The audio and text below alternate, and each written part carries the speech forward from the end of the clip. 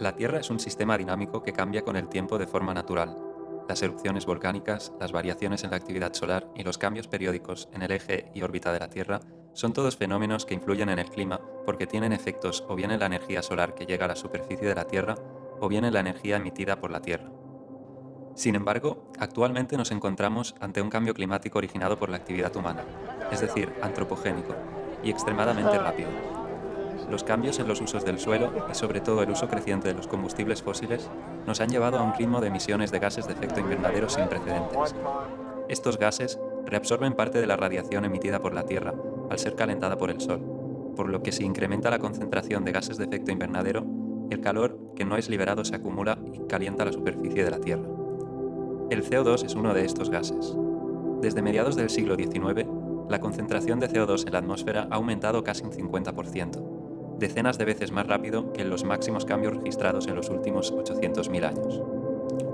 Como consecuencia de la actividad humana, la temperatura global de la superficie de la Tierra ha aumentado 1 grado en el último medio siglo. Cada década que pasa sin que revirtamos esta tendencia es un paso más hacia el deterioro de la biodiversidad, episodios meteorológicos extremos, escasez de agua y alimentos en algunas de las regiones más habitadas del planeta, subida del nivel del mar y otros efectos que ponen en peligro la salud humana y la estabilidad de nuestras sociedades. Pero, ¿qué podemos hacer? ¿Cómo abordamos este cambio climático sin precedentes? ¿Es realmente posible? La ciencia nos indica que sí, pero para entender cómo, veamos primero 4 conceptos importantes en el tema de la acción por el clima. Por un lado, las 2 formas básicas de abordar el cambio climático, la mitigación y la adaptación. Y por otro, 2 ideas muy importantes en este proceso, la justicia climática y los límites planetarios. La mitigación del cambio climático consiste en reducir las emisiones netas de gases de efecto invernadero, que son los principales causantes del cambio climático antropogénico. La adaptación consiste en limitar los riesgos derivados del cambio climático, reduciendo nuestras vulnerabilidades.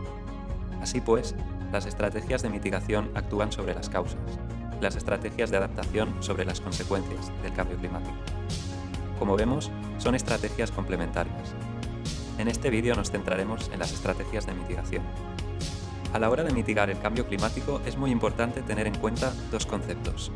Por un lado, los límites planetarios. La Tierra es un planeta finito, y por lo tanto los materiales que extraemos de ella y la fauna y flora silvestre que destruimos al extraer recursos y generar residuos también son finitos.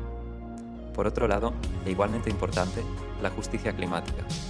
Las soluciones para la mitigación del cambio climático deben tener en cuenta todo el mundo, no solo lo que ocurre dentro de un país, y favorecer el desarrollo sostenible de las regiones más pobres. Dicho todo esto, os podéis estar preguntando, ¿cuáles son las medidas más efectivas para mitigar el cambio climático? Un grupo de investigadores ha analizado las posibles soluciones y las ha reunido en un informe llamado Drawdown. El informe presenta las soluciones por sectores, 9 en total, que están agrupadas en 3 grandes áreas de acción: la reducción de las fuentes de las emisiones, el refuerzo de los sumideros o grandes absorbedores de CO2, las mejoras en la sociedad para reducir la desigualdad y frenar el crecimiento de la población mundial. Las barras que veis indican cuántas emisiones de CO2 se evitarían si se aplicaran las medidas entre 2020 y 2050, como mínimo en color oscuro y como máximo en color claro. Veamos cuáles son las principales medidas para los sectores con mayor potencial de mitigación. La generación de electricidad es el sector que produce más emisiones a nivel mundial, un 25%. La mitigación tiene en este caso 3 frentes de acción. Por un lado, cambios en la producción como la utilización de turbinas eólicas terrestres y placas fotovoltaicas, en campos solares y distribuidas. Por otro lado, mejoras en la eficiencia, como la iluminación LED, la optimización de los sistemas de calefacción y el aislamiento. Finalmente, mejoras en el sistema, que se centran en favorecer redes más locales y más bien conectadas, y mejorar los sistemas de almacenamiento. La alimentación, la agricultura y la explotación del suelo producen en conjunto el 24% de las emisiones globales. Como medidas de mitigación, el informe propone optar por dietas ricas en vegetales y minimizar el desperdicio de comida desde la producción hasta el consumo. Además, remarca la necesidad de proteger los ecosistemas naturales frente a la expansión de las tierras agrícolas y, a su vez, mejorar las prácticas agrícolas para reducir las emisiones. La industria, que produce el 21% de las emisiones, basa su funcionamiento en un ciclo lineal de extracción, producción, utilización, desecho.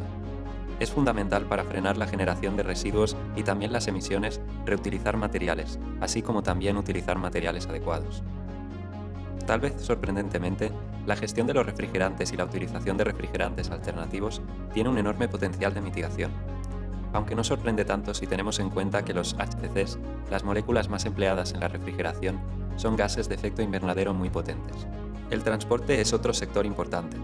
Podemos reducir las emisiones fomentando el uso de la bici y el transporte colectivo, así como la electrificación de los vehículos.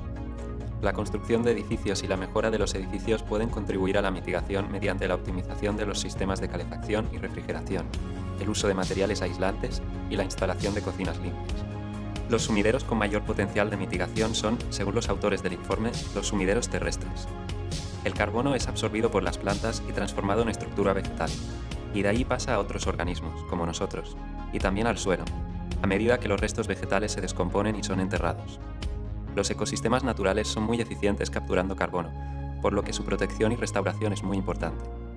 Las mejoras en las prácticas agrícolas y la recuperación de tierras abandonadas y degradadas pueden también contribuir enormemente a la mitigación si se le permite al suelo regenerar su contenido de carbono.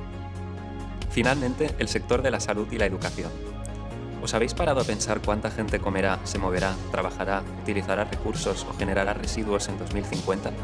Se estima que la humanidad estará formada por entre 9.400 y 10.100 millones de personas en 2050. Estas cifras dependerán de los índices de natalidad, los cuales a su vez dependerán de los avances que realicemos en asegurar la igualdad entre géneros y los progresos en el bienestar de la humanidad.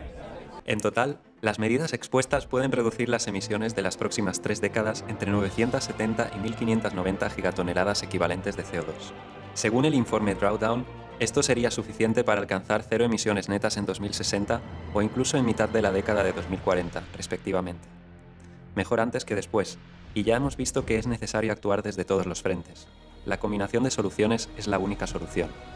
A nivel individual, podemos contribuir fácilmente a estas metas cambiando, por ejemplo, nuestros hábitos alimentarios, nuestros proveedores de energía, nuestra forma, frecuencia y distancia de transporte, nuestros hábitos de consumo y el tipo de proyectos que financiamos.